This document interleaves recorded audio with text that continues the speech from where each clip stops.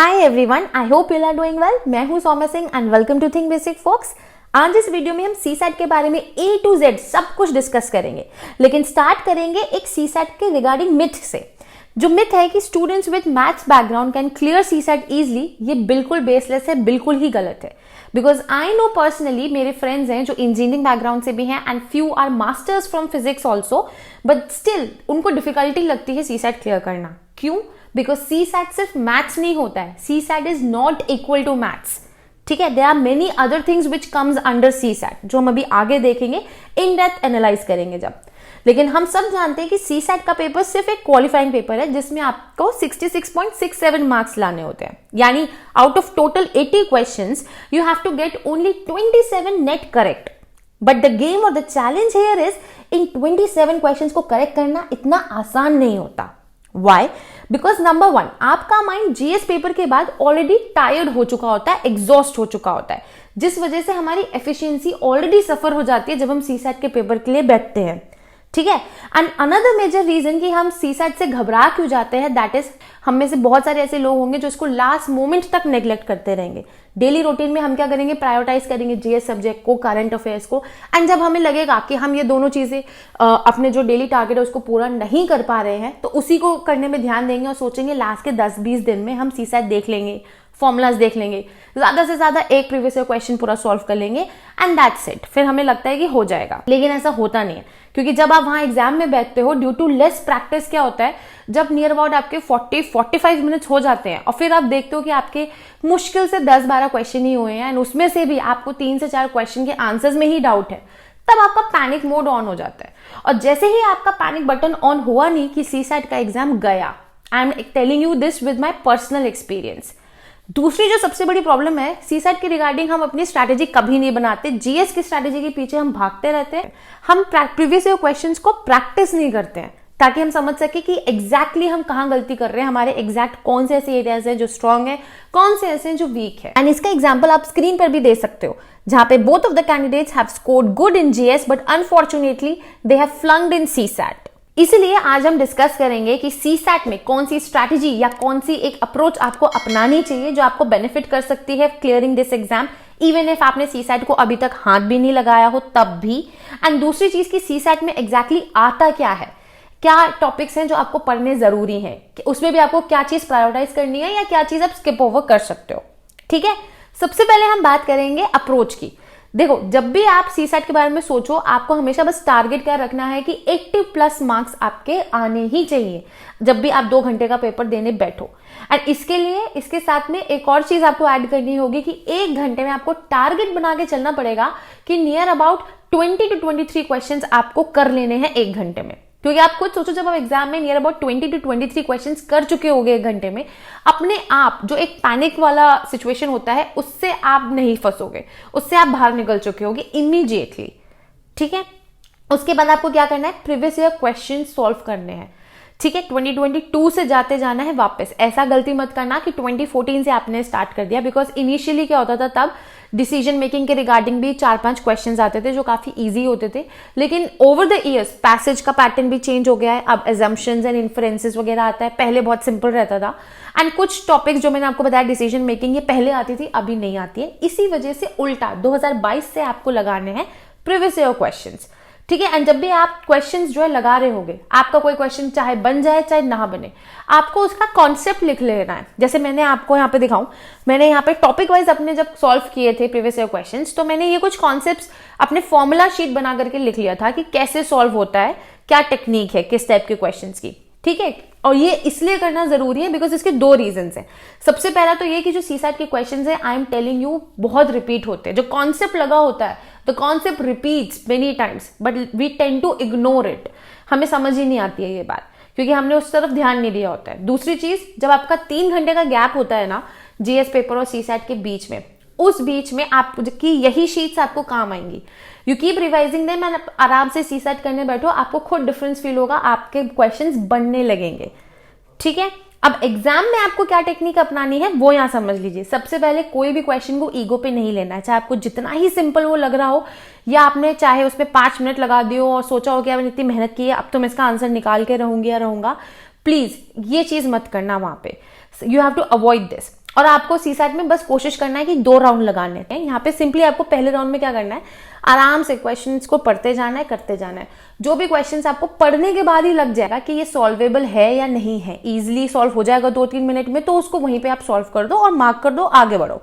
ठीक है। कुछ क्वेश्चंस ऐसे होंगे जो आपको बिल्कुल भी नहीं आते होंगे या आपको लग रहा होगा कि बहुत ज्यादा लेंदी है, तो उस पर आप पहले ही क्रॉस मार दो।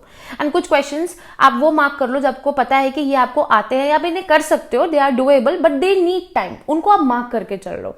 बिकॉज कई बार क्या होता है, जब हम सीक्वेंस वाइज पेपर करने बैठते हैं ना, लाइन टू लाइन एक एक क्वेश्चन करने, कि हमें टाइम कम पड़ जाता है। And at the end of it बहुत सारे ऐसे स्टूडेंट्स होते हैं, या कई बार ऐसे मैंने भी सुना, इनफैक्ट मेरे साथ खुद ये हुआ है कि मैं सीसैट का पूरा पेपर ही नहीं देख पाई। लास्ट के 10-12 क्वेश्चंस हम देख ही नहीं पाते, और फिर जब हम बाद में देखते हैं हमें लगता है कि यार ये क्वेश्चंस इजी थे, ये हम कर सकते थे। इसीलिए राउंड 1 में आप इजिली बस गो थ्रू करो, जो क्वेश्चन सॉल्वेबल है पढ़ने के बाद आपको लगता है कि 2-3 मिनट में हो जाएगा, उसको वहीं सॉल्व करो, बाकी मार्क कर लो, एलिमिनेट कर दो जो क्वेश्चंस आपको नहीं करने, एंड जिसमें टाइम लगेगा उसको सर्कल कर दो, ताकि जब आप सेकंड राउंड के लिए आओगे तब आपको पता होगा that you will attempt only those questions which you have marked, and this technique will save a lot of time and plus it will not give you panic at all. ठीक है। अब बात कर लेते हैं कि सीसैट में exactly आता क्या है। सीसैट में देखो बेसिक 3 चीजें ही होती हैं। First is English, maths and then is reasoning. अगर मैं मैथ्स की बात करूं तो मैथ्स में ये कुछ टॉपिक्स हैं जो आते हैं, जैसे कि कैलेंडर, इसमें आपसे मंथली नेविगेशन, ईयरली नेविगेशन या डेट नेविगेशन पूछ लेगा। क्लॉक रिलेटेड प्रॉब्लम्स आएंगी, टाइम वर्क पे क्वेश्चंस आएगा।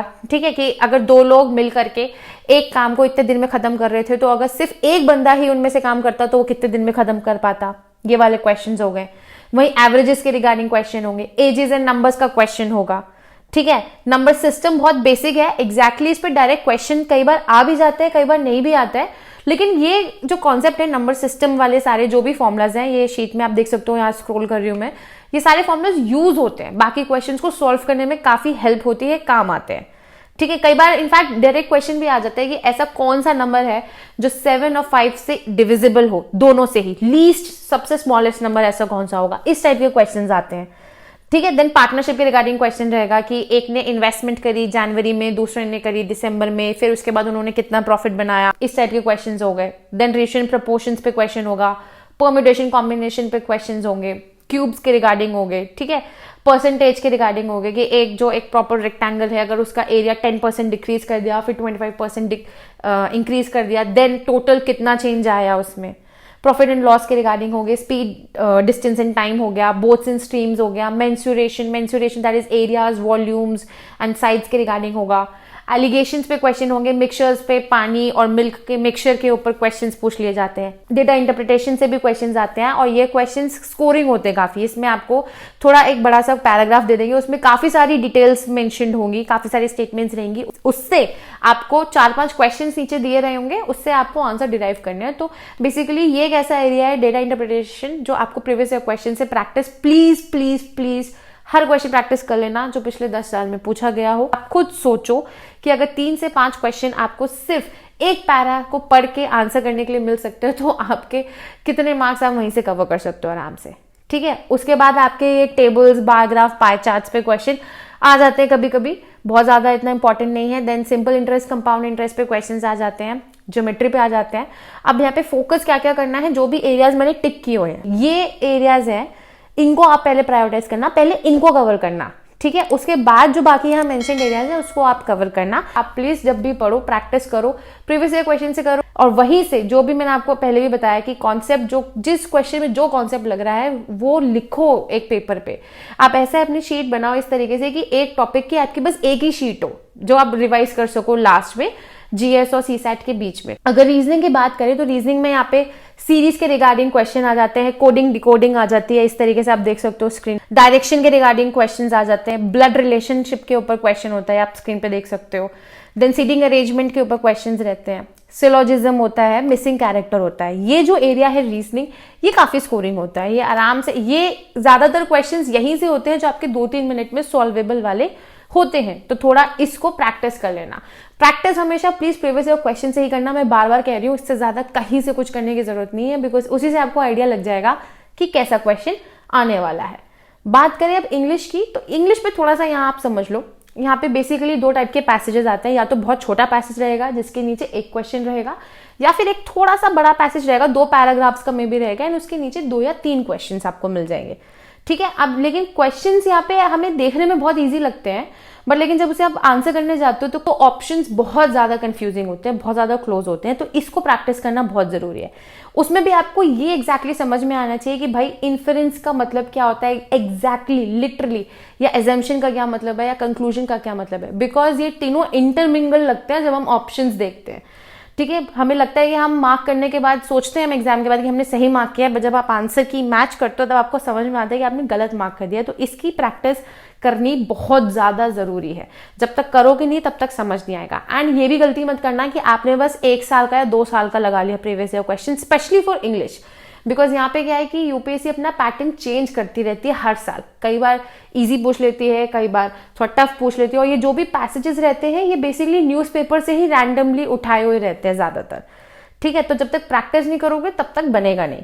तो आई होप सीसैट के बारे में आपको अच्छे से सब कुछ समझ में आ गया होगा। यहाँ पे जो भी टॉपिक्स मैंने यहाँ आपको बताया कि सीसैट के लिए कवर करने हैं, अगर उसमें से कोई भी टॉपिक आपको लगता है कि आपके लिए डिफिकल्ट हो रहा है उसको पढ़ना, या उस पर आप चाहते हो कि अगर मैं कोई स्पेसिफिक वीडियो बना दूँ छोटी सी 5-10 मिनट्स की, तो आप मुझे कॉमेंट्स में बता देना।